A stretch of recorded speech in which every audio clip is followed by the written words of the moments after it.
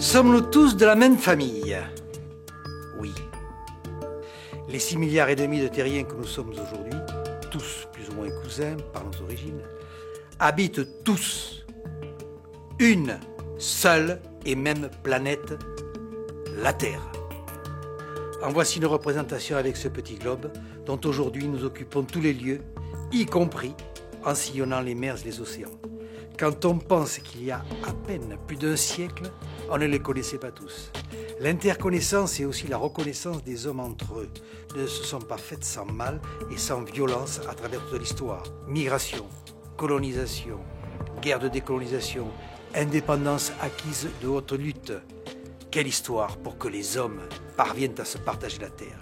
Les différentes couleurs sur ce petit globe en témoignent. Autant de pays, d'États, autant de territoires, plus ou moins territoires reconnus, tant certaines frontières restent contestées et sont souvent des lieux de conflits violents. Depuis la fin de la Première Guerre mondiale, 1914-1918, on a assisté à la multiplication par 4 du nombre des États sur la Terre.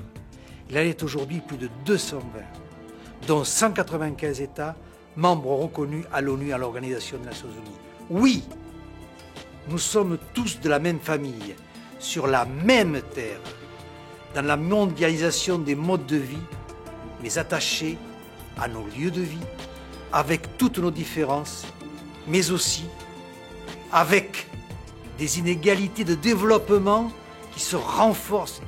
Plus le monde semble pouvoir s'unifier, plus il nous paraît se diviser, se fragmenter et les inégalités entre les hommes se renforcer.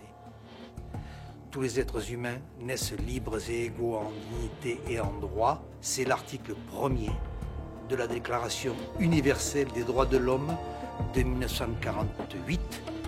Tout est dit.